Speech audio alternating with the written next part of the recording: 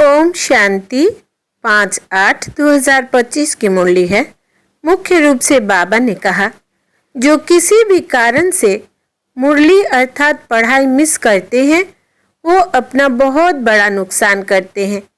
कई बच्चे तो आपस में रूठ जाने के कारण क्लास में ही नहीं आते, कोई ना कोई बहाना बनाकर घर में ही सो जाते हैं। इससे वे अपना ही नुकसान करते हैं, क्योंकि बाबा तो रोज कोई ना कोई नई युक्तियां बताते रहते हैं। सुनेंगे ही नहीं तो अमल में कैसे लाएंगे। आगे कहा, सर्विस में बहुत बहुत फुर्त बनना है। जितना समय मिले एकांत में बैठ बाप को याद करना है। पढ़ाई का शौक रखना है, पढ़ाई से रूठना नहीं है। अपनी चलन बहुत बहुत रॉयल रखनी है। बस अब घर जाना है। पुरानी दुनिया खत्म होनी है, इसलिए मुंह की रगें तोड़ देनी है। वानप्रस्थ अर्थात वाणी से परे अवस्था में रहने का अभ्यास करना है।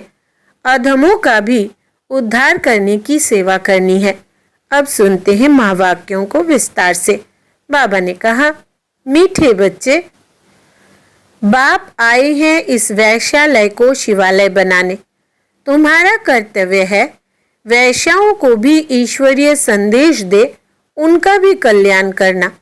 प्रश्न है, कौन से बच्चे अपना बहुत बड़ा नुकसान करते हैं?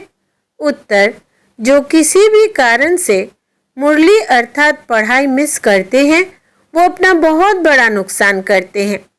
कई बच्चे तो आपस में रूठ जाने के कारण क्लास में ही नहीं आते, कोई ना कोई बहाना बनाकर घर में ही सो जाते हैं। इससे वे अपना ही नुकसान करते हैं, क्योंकि बाबा तो रोज कोई ना कोई नई युक्तियां बताते रहते हैं।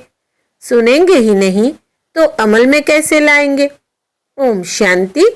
मीठे मीठे रूहानी बच्चे यह तो जानते हैं कि अभी हम विश्व के मालिक बनने के लिए पुरुषार्थ कर रहे हैं। बल माया भी भुला देती है, कोई कोई को तो सारा दिन भुला देती है। कभी याद ही नहीं करते जो खुशी भी हो। हमको भगवान पढ़ाते हैं, यह भी भूल जाते हैं। भूल जाने के कारण फिर कोई सर्विस नहीं कर सकते। रात को बाबा ने समझाया, अधम तो अधम जो वैश्याएं हैं उनकी सर्विस करनी चाहिए। वैश्याओं के लिए तुम ऐलान करो कि तुम बाप के इस ज्ञान को धारण करने से स्वर्ग के विश्व की महारानी बन सकती हो। साहूकार लोग नहीं बन सकते। जो जानते हैं, पढ़े लिखे हैं, वो प्रबंध करेंगे उन्हों को ज्ञान देने का, तो बेचारी बहुत खुश होंगी, क्योंकि वो भी अबलाएं हैं।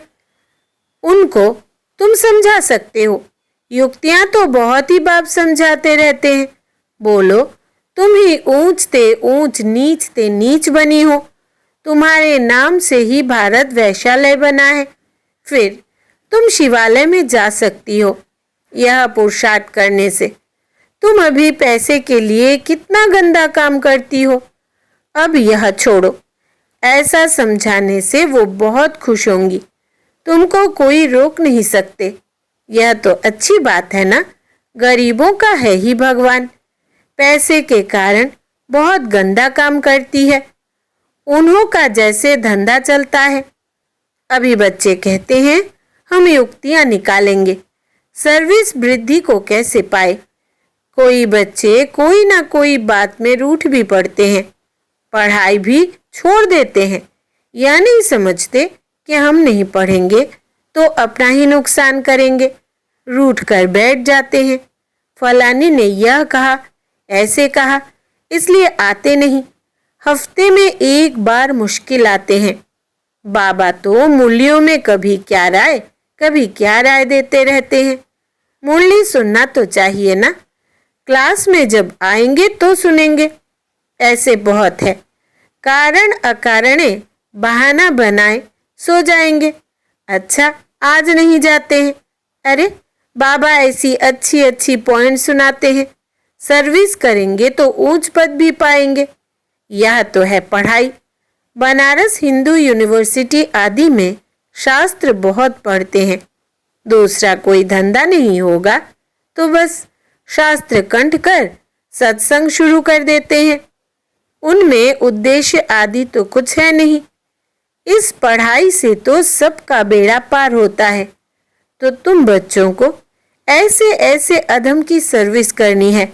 साहूकार लोग जब देखेंगे यहाँ ऐसे ऐसे आते हैं तो उनके आने की दिल नहीं होगी। देह अभिमान है ना, उनको लज्जा आएगी। अच्छा, तो उनका एक अलग स्कूल खोल लो। वो पढ़ाई तो है पाई पैसे की, शरीर निर्वाह अर्थ। यह तो है 21 जन्मों के लिए, कितनों का कल्याण हो जाएगा। अक्सर करके माताएं भी पूछती है कि बाबा घर में गीता पाठशाला खोले। उन्हों को ईश्वरीय सेवा का शौक रहता है। पुरुष लोग तो इधर उधर क्लब आदि में घूमते रहते हैं। साहूकारों के लिए तो यहाँ ही स्वर्ग है, कितने फैशन आदि करते रहते हैं। लेकिन देवताओं की तो नेचुरल ब्यूटी देखो कैसी है, कितना फर्क है। वैसे यहाँ तुमको सच सुनाया जाता है तो कितने थोड़े आते हैं, सो भी गरीब उस तरफ झट चले जाते हैं। वहाँ भी श्रृंगार आदि करके जाते हैं। गुरु लोग सगाई भी कराते हैं। यहाँ किसकी सगाई कराई जाती है तो भी बचाने के लिए, काम चिता पर चढ़ने से बच जाए। ज्ञान चिता पर बैठ पदम भाग्यशाली बन जाए। माँ बाप को कहते हैं यह बर्बादी का धंधा छोड़ चलो स्वर्ग में, तो कहते हैं क्या करें, यह दुनिया वाले हमारे ऊपर बिगड़ेंगे के कुल का नाम बदनाम करते हैं। शादी ना कराना कायदे के बरखिलाफ है, लेकिन लाज कुल की मर्यादा छोड़ते नहीं है। भक्ति मार्ग में गाते हैं मेरा तो एक दूसरा ना कोई। मीरा के भी गीत है। फीमेल्स में नंबर 1 भक्ति मीरा, मेल्स में नारद गाया हुआ है। नारद की भी कहानी है ना। तुमको कोई नया आदमी कहे मैं लक्ष्मी को बर सकता हूँ तो बोलो अपने को देखो, लायक हो, पवित्र सर्वगुण संपन्न हो। यह तो बेकारी पतित दुनिया है। बाप आए हैं उनसे निकाल पावन बनाने। पावन बनो तब तो लक्ष्मी को वरने के लायक बन सकेंगे। यहाँ बाबा के पास आते हैं, प्रतिज्ञा करते, फिर घर में जाकर विकार में गिरते हैं। ऐसे ऐसे समाचार आते हैं। बाबा कहते हैं ऐसे ऐसे को जो ब्राह्मणी ले आती है उनके ऊपर भी असर पड़ जाता है। इंद्र सभा की कहानी भी है ना, तो ले आने वाले पर भी दंड पड़ जाता है। बाबा ब्राह्मणियों को हमेशा कहते हैं कच्चे कच्चे को मत ले आओ, तुम्हारी अवस्था भी गिर पड़ेगी क्योंकि बेकायदे ले आए। वास्तव में ब्राह्मणी बनना है बहुत सहज, 10-15 दिन में बन सकती है। बाबा किसको भी समझाने की बहुत सहज युक्ति बताते हैं। तुम भारतवासी आदि सनातन देवी देवता धर्म के थे, स्वर्गवासी थे, अब नरकवासी हो। फिर स्वर्गवासी बनना है तो यह विकार छोड़ो, सिर्फ बाप को याद करो तो विक्रम विनाश हो जाए। कितना सहज है, परंतु कोई बिल्कुल समझते नहीं है।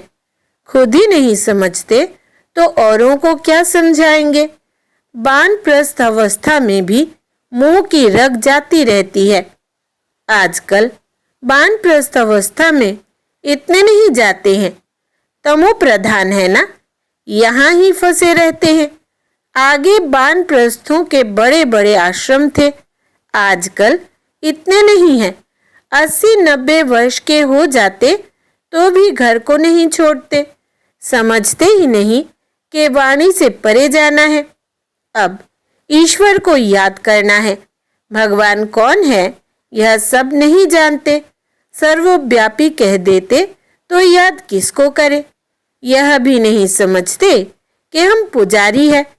बाप तो तुमको पुजारी से पूज्य बनाते हैं, सो भी 21 जन्मों के लिए। इसके लिए पुरुषार्थ तो करना पड़ेगा। बाबा ने समझाया है यह पुरानी दुनिया तो खत्म होनी है। अभी हमको जाना है घर, बस यही तात रहे। वहाँ क्रिमिनल बात होती ही नहीं। बाप आकर इस पवित्र दुनिया के लिए तैयारी कराते हैं। सर्विसेबल लाडले बच्चों को तो नैनों पर बिठा कर ले जाते हैं।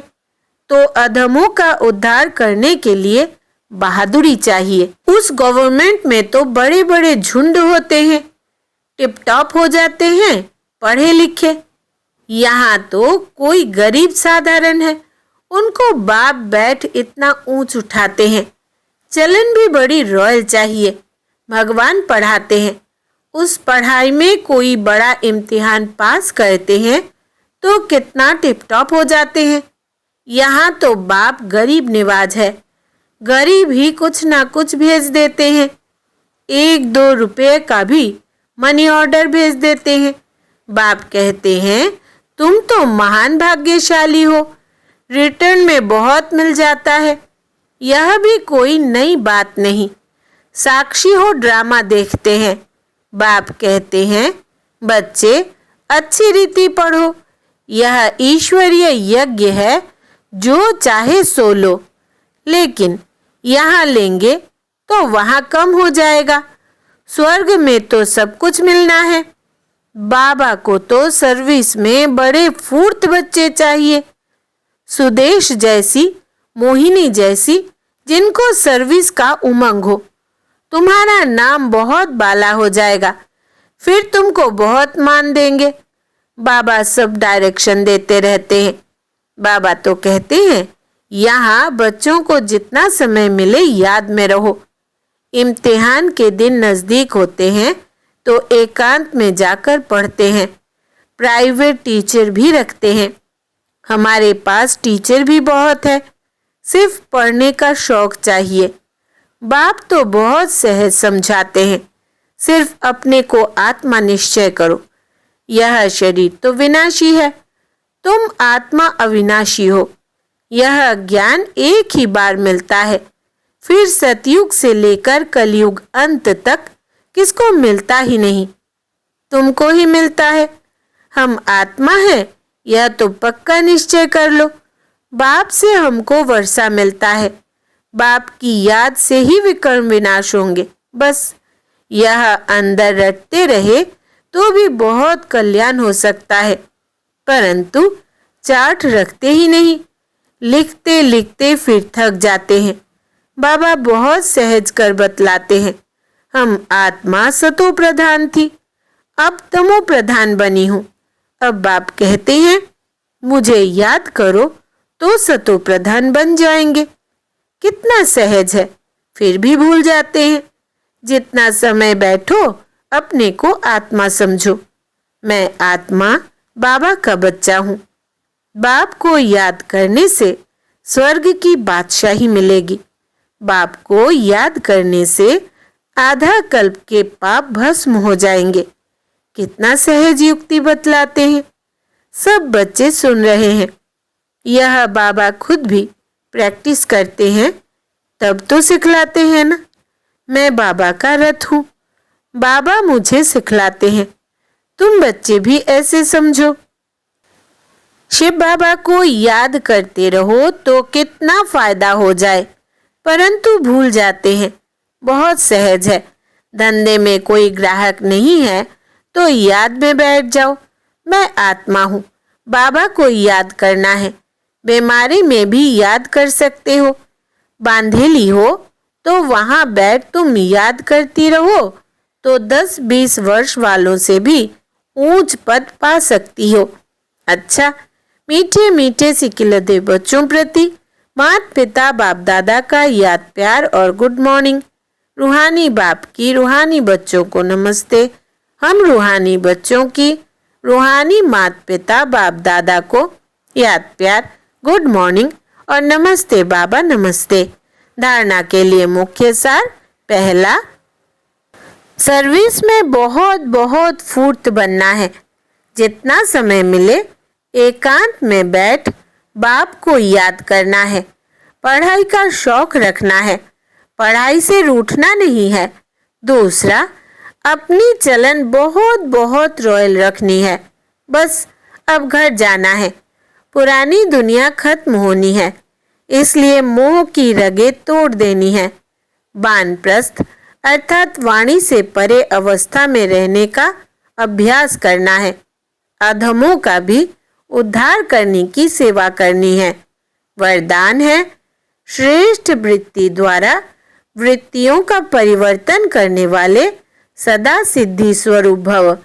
विस्तार है, सिद्धि स्वरूप बनने के लिए वृत्ति द्वारा वृत्तियों को, संकल्प द्वारा संकल्पों को परिवर्तन करने का कार्य करो। इसकी रिसर्च करो। जब इस सेवा में बिजी हो जाएंगे तो यह सूक्ष्म सेवा स्वतः कई कमजोरियों से पार कर देगी। अभी इसका प्लान बनाओ तो जिज्ञासु भी ज्यादा बढ़ेंगे, मधुगरी भी बहुत बढ़ेगी, मकान भी मिल जाएंगे, सब सिद्धियां सहज हो जाएगी। यह विद्धि स्वरूप बना देगी। स्लोगन, समय को सफल करते रहो तो समय के धोखे से बच जाएंगे। समय को सफल करते रहो तो समय के धोखे से बच जाएंगे।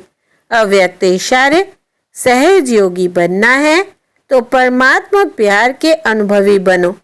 बाप का बच्चों से इतना प्यार है जो रोज प्यार का रिस्पॉन्ड देने के लिए इतना बड़ा पत्र लिखते हैं, याद प्यार देते हैं और साथी बन सदा साथ निभाते हैं।